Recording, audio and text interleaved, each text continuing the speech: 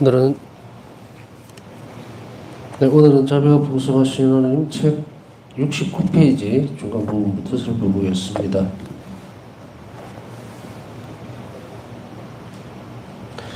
의탁의 태도가 깊어지고 그리고 하나님과의 관계죠. 의탁의 태도는 어떤 상태에서 어떤 상태와의 그러니까 상대죠. 이제 인격적으로 어떤 관계를 맺느냐에 따라 달라지는 모습입니다.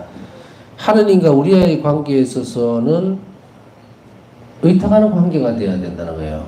왜냐하면 인간은 피조물이고 하느님은 하느님이시잖아요. 그렇기 때문에 인간이 하느님과 관계를 맺을 때에는 하느님께서 한없이 낮춰주시지만 그 낮춰주신다는 그 의미는 뭐예요?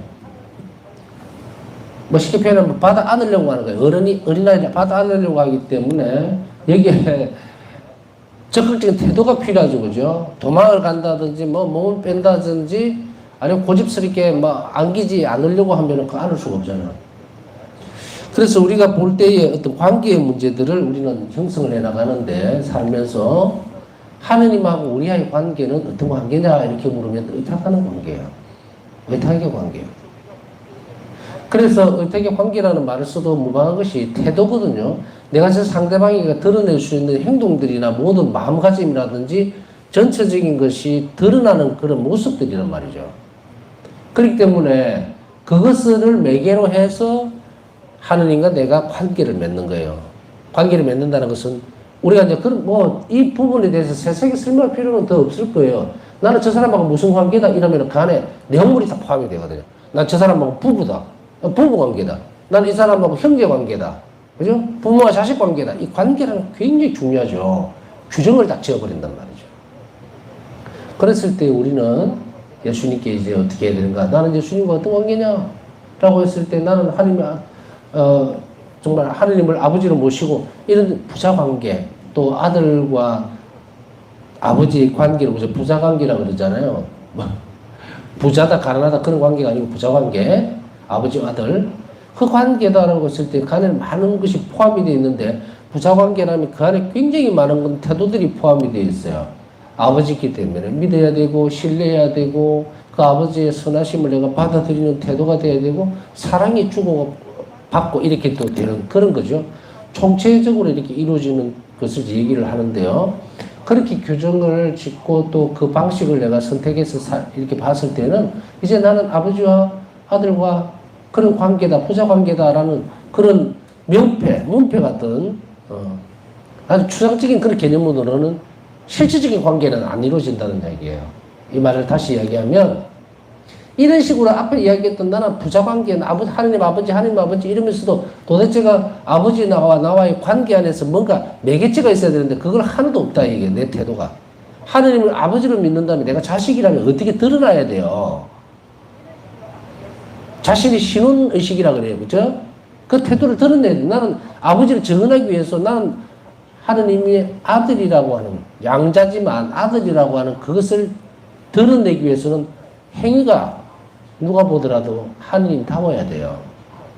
이게 제가 하느님답다는 말을 씁니다. 아버지께서 하느님이시니 아들도 아들다워야 되는데 아버지 모습을 그대로 옮겨와야 되는데 그렇게 되고 있느냐의 문제죠. 여기 있을 때 우리 어려움이 이제 생기는 거예요. 사람들이 생각할 때 신앙생활 오래 했습니다. 또 어떤 때는 뭐 기도를 했는데 아무 감각도 없습니다. 어떻게 하면 더 성취적으로 더 잘할 수 있을까요? 하느님과 관계는 어떻게 하면 더 깊이 들어갈 수 있겠습니까? 저도 하느님과 사귀고 싶다. 이제 맞죠? 관계를 맺는다는 것은 사귐입니다. 그죠? 주고받는 사이기 때문에 자, 이것을 어떻게 하는 것이 맞을까를 살펴보면서 우리는 먼저 규정을 해야 됩니다. 내가 누군가에 대한. 그리고 아까 앞에서 조금 설명드렸잖아요. 나는 이 사람하고 옆에 사람이 누가 있다면 이 사람하고 나하고 무슨 관계인가? 우리는 어디를 가든지 간에 먼저 그것부터 물어보죠. 그 규정을 지어버린단 말이에요. 그렇기 때문에 예를 들어서 아이고 부부관계입니다. 이렇게 할 때는 이 A라는 사람과 B라는 사람이 있으면 서로가 부부관계입니다 하면 내가 이 사람을 어떻게 봅니까? 같은 존중성을 두고 본다 이 말이에요. 그러니까 사장님 하니까 사모님 되는 거예요. 그러면서 똑같이 직원들 입장에서 봐서는 똑같이 똥급으로 대우를 해주는 거예요. 관계의 문제 때문에. 자, 그러면은 우리가 여기에서 관계 문제에 있어서 우리는 어떻게 정립을 해야 나가야 될 것인가? 어떻게 하느님과의 관계를 재정립하고 그리고 이런 부분들을 심화 있게 다시 명성생활 안에서 좀 더 점진적으로 발전해 나갈 수 있을 것인가에 대한 해답은 바로 이 관계를 내가 먼저 규정해야 된다는 것을 전제로 하고 이 부분들을 살펴봐야 됩니다. 조금 다른 측면에서 지금 설명을 해드리고 있어요. 의탁의 태도라는 걸. 그러면은 내가 이야기할 때에 누군가가 혹은 내가 여러분에게 질문을 해요. 여러분은 각자 예수님하고 어떤 관계입니까? 하느님 아버지 어떤 관계예요? 그럼 어설프게 그냥 아이고 뭐 사랑하는 관계와 하느님 아버지시고 그런 대답은 추상적인 대답은 우리 삶을 발전시키지도 못할 뿐더러 인격적으로 대화가 안 됩니다. 왜냐면은 쉽게 얘기하면 뭐 그림판이 있으면 그림판에 있는 그런 문자같이 이렇게 떡 대답을 해버리면은 안에 주고받을 내용이 아무것도 없어요. 그냥 하느님 우리 아버지 그럴 것 관계를 맺으려고 시도를 해보지 않았기 때문에 다양성이죠. 이제 관계를 맺으려고 시도를 한다는 것은 뭐예요? 내가 상대방하고 대화를 하기 위해서는 혹은 무슨 관심을 갖게 하기 위해서는 어떤 액션들이 있어줘야 되죠. 관심거리와 그리고 행해야 될 부분들을 지켜나간다 이 말이에요. 행동들을. 그러면은 자 여러분이 어떤 사랑하는 대상이 있게 되면은 이제 처음에는 그냥 남남녀의 관계에 있다가 이 대상이 바뀌었습니다. 관계가 바뀌게 되면 어떻게 됩니까? 상대방에 대해서 신경 굉장히 많이 씁니다, 이제. 다양한 측면에서. 무슨 반찬을 좋아하는지, 또 옷은 어떤 색깔을 좋아하는지, 네? 그죠? 또 저기 입는 옷은 어떤 것인지, 뭐 이런 식으로. 아주 여러 관계에서 넓혀져야 상대방하고 내하고 통하는 부분이 생기면 이제 관계가 어떻게 됩니까? 깊어진다 그러죠? 돈독해진다. 친구의 관계도 마찬가지고, 그래서 관계라고 하는 것은 대상에 따라서 전부 다 틀려지는데, 우리가 지금 유독 하느님하고 나하고 예수님하고 나와의 관계에서 규정을 내가 못 지으면 우왕좌왕하는 거예요. 그러다 보니까 그냥 뭉뚱그려서 그냥 인절미 만들듯이 그렇게 뭉쳐버리고 나가면 그러니까 예수님이 내하고 대화가 되질 않은 거예요. 대화가. 그러면은 어떤 관계를 우선 복원시켜야 돼요. 바울사 성령에게 이 관계 문제에 대해서도 상기시키라고 그랬거든요. 이게 어떤 관계가 아니고 아버지와 아들의 관계, 하느님과 인간의 관계, 의탁해야 되는 관계, 이것을 다시금 상기시키라. 그렇다면 우리는 우리 스스로 이 관계에 대해서 확언을 하고 넘어가야 돼요. 그래서 이제는 어떤 식으로든지 대답을 하면 좀 더 똑똑한 대답이 나와야 돼요. 구체화되고 명확한 대답이 나와졌을 때 그래야만 우리가 성체 앞에 계시는 성체 조별을 하면서 성체 안에 계시는 예수님께 우리가 사랑의 고백을 하더라도 구체적이고 실천적으로 해줘야 되는 거예요. 주님 저는 오늘 당신을 너무 사랑하기 때문에 오늘 저 사람이 정말 기분 나쁘게 했지만 저 참았습니다. 잘했죠? 대화가 됩니까? 됩니다. 그러면 예수님은 이렇게 얘기하시는 거예요. 착한 아이야 너 참 잘했다. 너가 나를 위해서 희생을 했으니 그만한 보상을 내가 너에게 주겠다. 내가 너를 위해서. 그러니까 그 일이 그렇게 되어졌을 때에 주어지는 은총이 따로 있다 이 말이거든요. 그럼 내가 너를 위해서 마련해놓은 이것도 태초에 네가 창조가 되기 전부터 마련해놓은 그 은총을 내가 너에게 주겠다. 그러면 그 은총이 흘러 들어오죠. 이제 은총이 어떤 정도로 해서 들어오는지 통로를 아시겠습니까? 그렇기 때문에 이런 구체화된 사랑의 관계에 있어서 우리가 뭉뚱그리고 우물우물 해버리면 안 되죠. 우물우물 해버리면 안 돼요. 그렇기 때문에 하나님께 예수님을 특별히 규정할 때 규정이라는 말을 달리 쓸 필요는 없습니다. 어디에서 딱 묶어놓는다는 의미는 아니에요. 명시적으로 확실하게 하자는 선언적 개념을 우리는 분명히 해야 된다고. 제 기억에는 제 강의 초기에서 언제쯤은 모르겠지만 분명히 몇 번은 적어도 강조를 하고 넘어갔을 거예요. 신원을 시고 분명히 해라. 이쪽도 저쪽도 아니고 여 반점 걸치고 저 반점 걸치면은 절대로 하나님은 여러분에게 영혼의 대답을 안 합니다. 대화 자체가 안 돼요. 어버벅거리 샀는데 어떻게 대화를 하느냐고. 관계가 안 되죠. 그러면 무엇부터 시작해야 될까?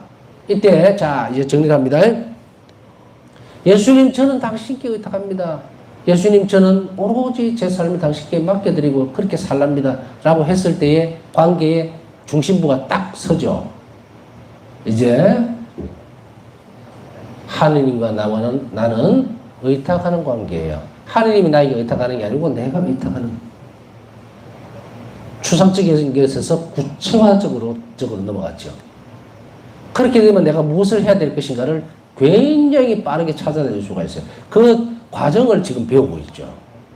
그런데 다시금 돌아간다면 이 관계를 내가 분명하게 고백해내야 됩니다. 주님, 저는 그래서 저 3번이 너무 중요한 거예요. 예수님, 저는 당신께 의탁합니다. 이 관계를 규정하는 겁니다.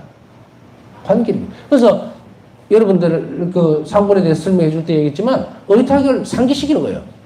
내가 오늘 이 3번 앞에 앉을 때마다 주님, 제가 오늘 정말 이런 부분은 참 부끄럽기도 하고 못났기도 했지만 제가 이거는 맡겨드렸어야 해야 되는데 괜히 제가 뭐 설쳐대면서 막 내 자존심 막 이를 밀어붙이다가 엉망진창이 되고 사이만 더 안 좋아졌고 마음만 상했습니다 라고 했을 때, 그러면서 동시에 내만 상한 것이 아니고 이것도 상하게 하고 예수님 마음도 아프게 해드렸습니다 라고 고백해내고 통해되어지는 지점으로 가야 되죠. 그래야 그 영혼이 성장을 합니다. 영혼은 사랑으로만 성장을 해요. 물론 그것을 서포트해주는 많은 특성들이 있어요. 특성도 사랑도 독자적으로 막 움직이는 것은 아니거든요.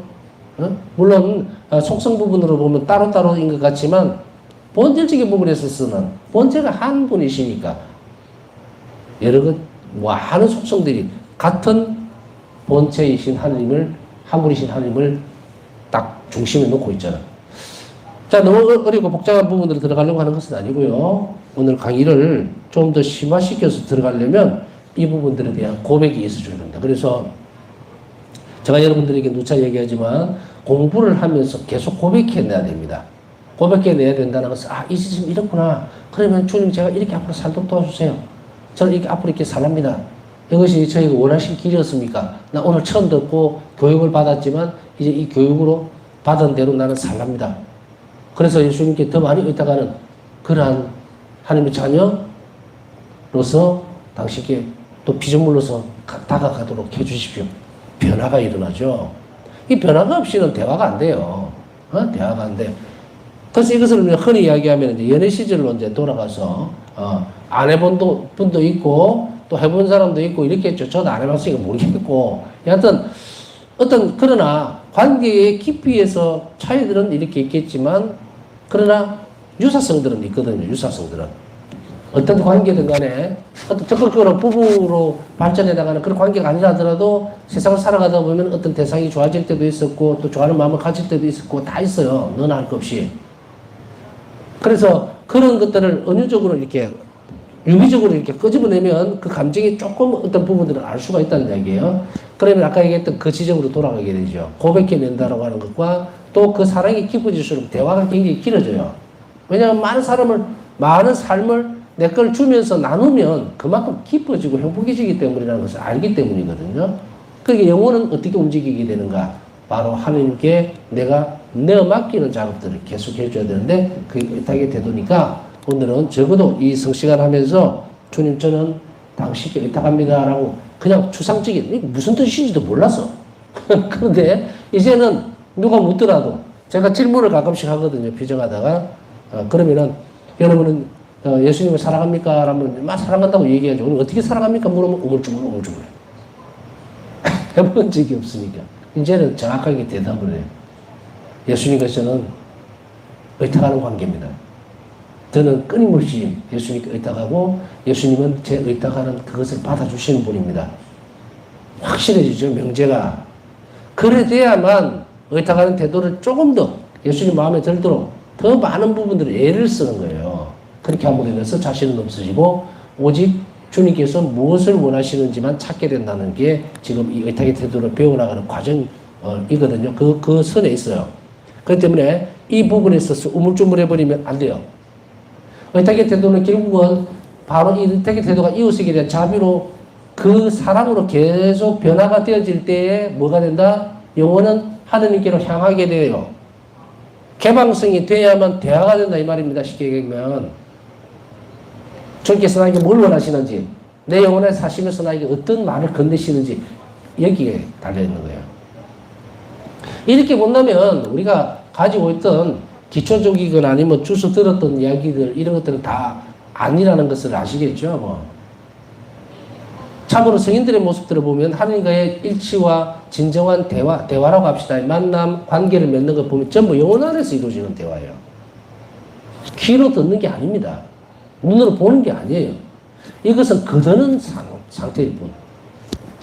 파사 성령에게 있어서는 가장 초기에 이런 부분들을 겪게 되죠. 그러면서도 점점 심화되어가는 과정들을 거치게 되는데 그 또한 마찬가지로 예수님께서 환시로 드러나실 때에도 이미 바오사 성령 영혼 안에 사시기 시작했을 때에 이 환시로 드러난 모습을 인지할 수 있었어요. 그 이전의 상태에서는 어떻습니까? 바오사 성령 마귀가 유혹하는 줄 알았다 그러죠. 마귀가. 그런데 시간이 흐르면서 보니까 어떻게 됩니까? 이제 바오사 성령아 초기에는 그랬지만 이 영혼이 튼튼해지고 건실해지면서 예수님께서 이 영혼을 키워나가죠. 이 말은 의탁이들을 키워나갔다는 이야기예요. 몇 년 동안 쭉 가다 보니까 이제는 예수님께서 드러나셔도 마귀다 혹은 유혹이다 이렇게 착각을 안 한다는 거예요. 안에 있는 예수님이 나다라고 얘기를 하실 수 있는 그런 상태로 된다. 자, 이리 보면 영혼이 어디로 성장하고 어디까지 가는지 아시겠죠? 그렇기 때문에 피로 이해하면 예수님은 당신 자신을 우리에게 확신을 주기 위해서 환시든 무엇이든 어떤 방법이든 사용을 해서 드러납니다. 근데 아주 기초적인 부분들이에요. 사실은 보면. 여러분들 보면은 그 성모님 발현, 파티마의 성모님 발현 때도 보면 여러분들 다 알잖아요, 이 얘기가. 아이들이 뭐 이런 이야기를 하니까 어른들이 마귀가 나타났을 수도 있으니까, 성수를 가져가서 뿌려봐라. 그래서 뿌려보잖아요. 확실성의 문제는 열매를 보면 분명히 드러나기 때문에 그러나 그것을 혹해서 너무 깊이 들어갈 필요는 없다는 거예요. 그것은 일종의 우리 자신 각 사람들에게 맞도록 하나님 대화를 건네시는 방법이지만 그것을 지금 일일이 여기서 논할 수는 없고 가장 큰 틀을 딱 만들어 놓는다면 어떤 형태로든지 간에 물론 그것이 하나님과 나와의 관계에 있어서 혼란스럽거나 혹은 이게 유혹이 아닐까 또 악에서 오는 것인가라고 그렇게 의심이 드는 영혼이 있다면 물음표가 생기는 영혼이 있다면 즉시로 교회의 지도를 받을 필요가 있다. 이러면 끝난 문제예요. 그런데 호기심 어린 거 자꾸 뭔가를 찾아서 들어가려고는 하지 마라. 그것은 건물입니다. 그것은 약점을 잡히기 때문에 계속해서 치고 들어가 버리죠. 자, 결론적으로 보세요. 40일 동안 광야에서 예수님께서 단식을 하실 때에 마귀가 딱 드러나갖고 뭘 갖고 유혹을 하느냐? 성경을 갖고 유혹을 해요. 하나님 말씀으로. 얼마나 놀랍습니까? 예수님은 그러나 그 안에서 아버지를 드러냅니다. 관계, 의탁의 태도, 그거를 완전하게 일치적인 모습을 드러내니 물러가 버리죠. 소용이 없다는 걸 아니까. 이런 모습을 보고 그 다음에 바오사 성녀의 삶을 잠깐 들어보면 아까 영성의 길에서 바오사 성녀가 초기에 혼란스럽고 놀라웠던 부분들은 있지만 그러나 끊임없이 예수님은 이 과정을 빨리 건너가게 만들면서 영혼 안에 사시는 법을 가르쳐주죠. 그래서 우리는 영성생활에 있어서 지향되어지는 것은 뭐냐면 외형적인 어떤 부분들은 아니에요. 뭐 그냥 제 표현으로 쓰면 이 목 위로 올라오는 것은 무시하는 것이 좋다. 영혼은 여기에 있는 게 아니거든요. 이게 이쪽으로 내려와야 돼요. 영혼 안에서 예수님과 만나는 것을 우리는 분명하게 인지를 해야 되고 그게 맞고 그래서 예수님은 뭐라고 얘기하세요? 우리가 쭉 공부해 왔지만 나는 네 영혼 안에 있는 것이 기쁘다. 나는 네 영혼 안에 머무는 게 기쁘다. 그러면 예수님께서 우리 안에서 머무시는 형태가 드러났잖아요. 어떻게 대화를 건드시는지 영혼에게 대화를 하지 내 귀에다 대놓고 얘기 안 한다는 얘기예요. 그러나 100%안 한다는 말은 하지는 않겠습니다. 필요에 의해서라면 하실 수도 있습니다. 성경께서 하시고자 하면 하실 거예요. 그것까지 완전히 깡그리 무시하자는 것이 아니라 일반적인 상황을 논한다는 거예요. 제가 얘기하는 거는. 그건 특별한 경우예요. 일반적인 상황으로 우리가 생각해보면 그 형태에 접한 사람들이 몇이나 되겠습니까? 안 그렇거든요. 일반적으로 전례 안에서 성사 안에서 우리가 지속적인 노력을 통해서 의지적으로 하나님을 사랑하는 방법을 배우는 것이 100%입니다. 사실은. 그러나 그 중에 0.0001%라도 하는 역사는 교회 안에서 이루어지기 때문에 이런 방식을 쓰실 때도 있어요. 그러나 이것을 우리가 오늘날 이렇다 저렇다 이거는 잘못된 거다라고 논하는 것이 아니고 더 나은 과정 안에서 하느님과 정말로 하나가 되고 싶으면 엘리트 코스로 가라는 이야기예요. 엘리트 코스로. 엘리트 코스가 뭡니까? 지금 이거예요. 영원한 사실은 예수님과 및 이곳에서 이 땅에서부터 살기 시작하는 방법을 배워야 합니다. 그래야만 그 영혼이 빠르게 하느님께 가는 법을 배우게 되고 천국을 빠르게 지향할 수 있게 됩니다. 이것이 지금 뭐합니까? 지금 우리가 하는 거예요, 이게. 길은 여러 가지가 있다 그랬죠. 서울로 가는 길이 뭐 자전거 타고 가도 되고 걸어가도 되고 하지만 그러나 이것은 뭐다? KTX 타고 가는 거예요. 선택은 여러분들의 몫이지만 지금 제가 선택한 여러분들과 얘기를 하고 있기 때문에 다른 이야기를 하지는 않겠고요. 이제 영혼 안에서 머무는 하나님과 대화하는 법, 그리고 그분과 함께 일치점을 찾고 일치하는 방법, 그것은 오늘 첫 번째 단추는 이거라고 얘기했습니다. 주님, 저는 당신께 의탁합니다. 관계가 형성이 됐죠. 이 고백이 끊임없이 계속 반복되도록 노력하시고 이것이 기뻐지기 위해서는 실행적인 부분들이 있어요. 그래서 의탁의 태도를 키워가는 여러 특성들을 실천적으로 해나가도록 애를 써야 합니다. 그러면 예수님은 똑똑하고 문을 시간이 되면 두드릴 거니까 그것을 두리번 하지 말고 어떻게 하면 하나님께 더 큰 기쁨을 드릴 수 있을까를 찾아내고 그리고 이 행위 하나가 작은 행위 하나가 예수님께 의탁하는 태도를 드러내는 그런 행위로 갈 수 있도록 주님 제가 오늘 너무 힘들고 또 불안해서 예수님을 잊어버리고 제 마음대로 이렇게 하면서 어려움이 많이 있었습니다. 제가 의탁하지 않았습니다. 의탁하지 않았다는 말은 예수님께서 떨어졌다는 얘기죠. 그것을 매일 찾아내십시오. 매일 찾아내면 이것을 충실하게 잘하는 사람은 예수님이 빠르게 대답을 해주신다. 왜? 그 영혼이 사랑스러우니까. 자, 이제 다시 영성책으로 다시 돌아가. 이 부분을 기준으로 해서 오늘 나는 이제부터 누가 묻더라도 나는 예수님하고 의탁하는 관계다 라고 분명하게 그 관계를 드러내면 악은 감히 치고 들어오지를 못한다. 유혹이 줄어든다. 뭐 그런 부수적인 기능들도 있을 수 있습니다.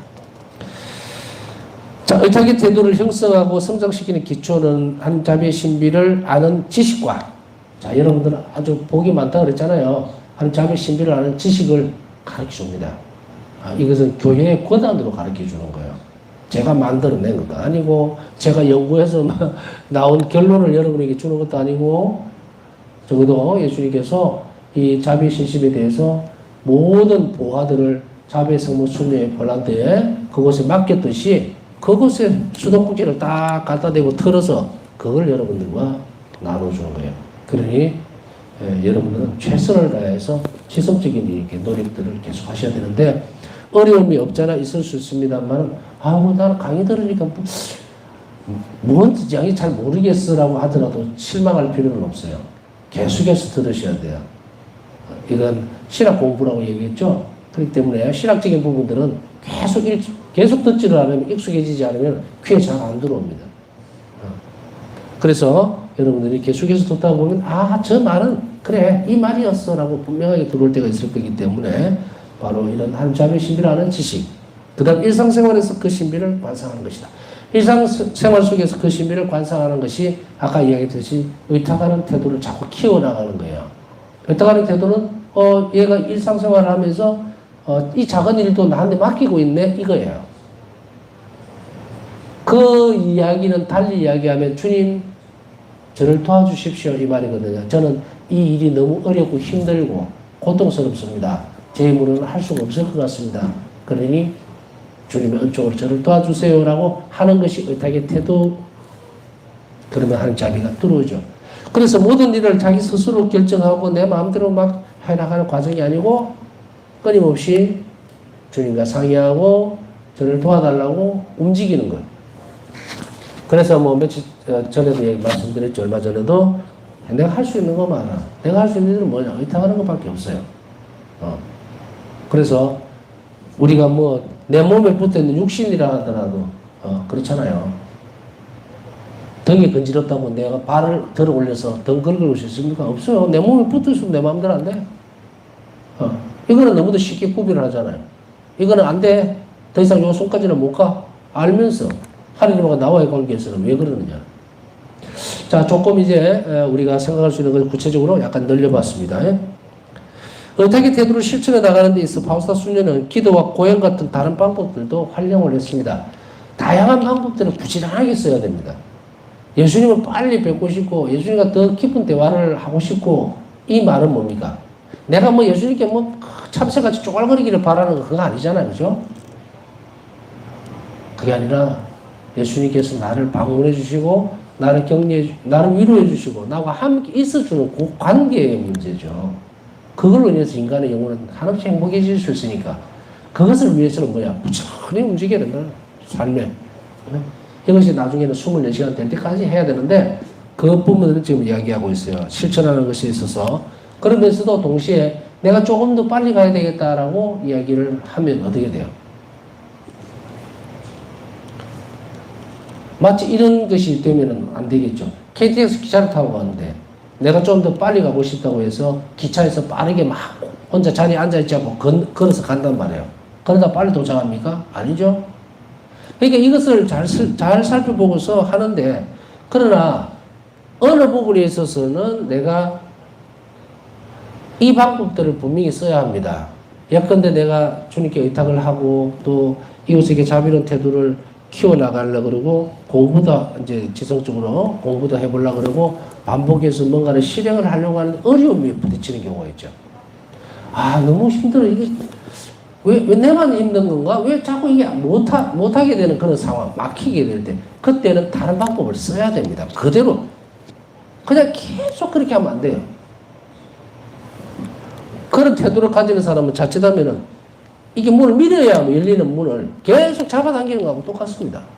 그렇기 때문에 이때는 어떤 것을 써야 되냐면 더 보태어져야 그것이 열려요. 그러면 뭐다? 박사선생님은 기도했다는 거. 첫째. 두 번째는 고행을 해버린 거예요. 이것은 일을 빨리 움직이게 만듭니다. 더 보태어진다는 거예요. 그래서 예를 들어서 내가 이 1번이라는 이러한 지향을 두고 기도를 하다가 이것이 혹은 내가 뭔가를 하려고 할 때 이게 잘 이루어지지 않을 때 우리는 다른 방법을 계속 고안을 합니다. 기도를 더 한다든지 아니면 자선을 함으로 인해서 하나님께 마음에 드는 행위를 선으로 해버린다든지 이거를 보태어버림으로 인해서 이것이 일을 수월하게 해버리는 경우가 더 많이 있어요. 왜냐하면 주님 보시기에 좋으니까. 당신에게 이 일을 자신을 희생해가면서 그 부분을 더 적극적으로 내놓기 때문에. 그래서 악이 크면 선이 더 커지는 건 당연한 겁니다. 어려움에 부딪히게 되면 그보다 더 큰 힘을 쓸 수밖에 없어요. 그런데 사람들은 대부분 그렇게 안 하더라고요. 멍하니 있어요. 멍하니. 아니면 똑같은 방법을 써요. 똑같은 힘을 좋아하고 그 문이 안 열려요. 그러면은 우리는 하나님 안에서 무슨 방법을 찾아낼 건가? 기도 시간을 늘린다든지, 고행을 한다든지, 단식을 한다든지, 혹은 자선을 한다든지, 이런 방식들을 써버리면은 하나님께서 그 통로를 빨리 열어주고요. 그것을 이야기하는데, 이런 방법들을 활용했다, 이 말입니다. 여러분들도 이런 기회들을 잘 활용을 하시면 돼요. 그러면은 훨씬 더 빠르게 그 일이 되어집니다. 간단히 말하면 그녀는 자신을 하나님께 더 완전하게 결합시키는데 방해가 되는 모든 것을 제거했다. 자, 살펴봅니다. 내가 이 기도를 하고 있을 때에 혹은 이런 일들에 자꾸 부딪히게 될 때에 왜 이것이 해결이 되지 않는가에 대한 부분들. 자책하는 부분들은 참 어리석은 거예요. 통해와 자책은 아주 다릅니다. 자책은 그냥 뭐 내 탓입니다 하고 막 그냥 인간적인 어떤 측면에서만 아니고 통해는 전능하신 하나님 앞에서는 인간의 태도를 드러내고 교정을 하려고 할 때 하나님은 종이 힘입어서 저는 꼭 고치랍니다. 좋게 해보랍니다. 라고 할 때 그게 통해의 가치가 있는 거거든요. 그러면은 우리가 어떤 지점에서 계속 쳇바퀴 들듯이 막 이렇게 머물 때 하나 예를 들어서 내가 어떤 어려움이 있어서 주님 제가 이 어려움을 좀 해결해 주십시오. 그래서 저는 기도를 이렇게 바치기도 하고 미사봉헌도 하고 그 다음에 또 특별히 한 끼는 단식을 또 해보기도 하고 이렇게 하겠습니다. 이런 노력들이 움직이죠. 근데 그것이 만약에 이렇게 하는데 잘 안 움직여요. 아직까지 어려움이 아직 좀 있습니다. 뭐 이런 부분들이 있을 때는 이 영혼은 뭘 하면 탐색을 합니다. 다시. 이건 성실한 영혼에 대한 이야기예요. 좌절 안 합니다. 탐색을 해요. 주님 앞에 와서 계속해서 그랬을 때 예수님께서 내가 이런 노력들을 했는데도 불구하고 무엇이 부족한가를 가르쳐 줄 때도 있지만 그런 상황을 좀 더 계속해 나가도록 나를 이끌어가는 거예요. 내가 예를 들어서 예수님 이런 일이 잘 해결될 수 있도록 9.11기도 바치겠습니다 했는데 해결이 안 돼. 왜 그렇지? 내 기도가 잘못됐나? 그게 아니고 우리는 그것을 예수님 앞에서 다시금 살펴봐야 됩니다. 영혼을 잘 탐색을 하다 보면은 9.11기도를 한번 더 해야 되나 보다. 또 해요. 근데 또 그게 좀 늘어져. 그러면 또 뭐가 필요합니까? 오늘 자선을 좀 할까? 단식을 하고 그것을 봉헌을 해보자. 또 나오죠. 그러면은 어떻게 합니까? 예수님은 이렇게 첫 번째 단추를 딱 끌을 넣었는데 두 번, 세 번째까지 이렇게 발전되도록 나눠왔을 때 나중에 시간도 끌어지고 또 늘어지기는 했지만 조금 그 상황이 지나고 나면 열매가 딱 맺히겠죠. 그때 영혼은 또 다른 열매를 맺습니다. 뭐냐? 하는 방법을 알게 돼요. 내 희생이 더 많이 필요했구나. 예수님이 원하실 때. 그래서 그것을 다른 영혼들을 위해서 쓰실 수 있도록 내 기간을 늘렸구나라고 나중에 열매가 맺히면 알게 되는데 이것을 올바로 지도를 받지 못한 사람들은 그냥 포기해버리는 거예요. 내 믿음이 없니? 뭐 어쩌니 저쩌니 뭔가 제가 전에도 말씀드렸지만 항상 냉담할 마음을 가지고 기회가 닿기만 하면 발을 그렇게 들고 있는 사람은 하나님 절대로 사랑 안 합니다. 하나님 안 돌봐줍니다. 누가 거기에서 관계가 형성이 됩니까? 여차저차하면 도망가려고 그러는데. 절대로. 그래서 바우사 성녀는 어떤 고백들을 해야 됩니까? 주님, 제가 이 자리에서 죽는다 하더라도, 저를 죽이신다 하더라도 저는 떠나지 않겠습니다. 차라리 주님 앞에서 죽겠습니다. 이게 그냥 시적으로 들립니까? 시적으로? 아니에요. 영혼의 절규입니다. 우리 모두는 이래 해야 돼요. 이렇게 우리 결심을 주님 앞에서 드러내주지 않으면 어떻게 예수님이 나를 믿겠느냐는 거예요. 모든 행위들, 사랑의 행위와 의탁의 태도, 이웃에게 자비로운 태도는 주님께 대한 내 자신의 사랑의 고백임을 잊지 말아야 됩니다. 이것을 빨리 하고 자주 하고 많이 하고 아주 작은 것에 최선을 다하면 아까 앞에서 설명드렸던 예수님은 내 영혼 안에 아주 빠르게 얘기를 시작합니다. 뭐 실수가 있습니까?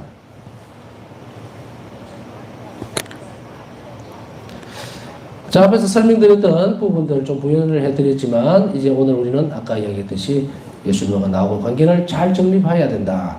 우리는 똑같이 고백해야 됩니다. 예수님과 내하고 관계가 뭐다? 어떤 관계다? 의탁의 관계다. 뗄 수가 없어요. 이거는 하느님과 피조물 그 관계에서 나는 그런 관계로서 살아갈 것이고 나는 그렇게 고백해야 될 거다. 그리고 그것을 허물어뜨리지 않기 위해서 쭉 충실하게 된 삶을 살아갈 거다. 이렇게 오늘 고백해내야 되고요. 남은 시간 묵상하면서도 또 오늘 기도 부탁하시는 분들 지향 함께 기억해 주시기 바랍니다.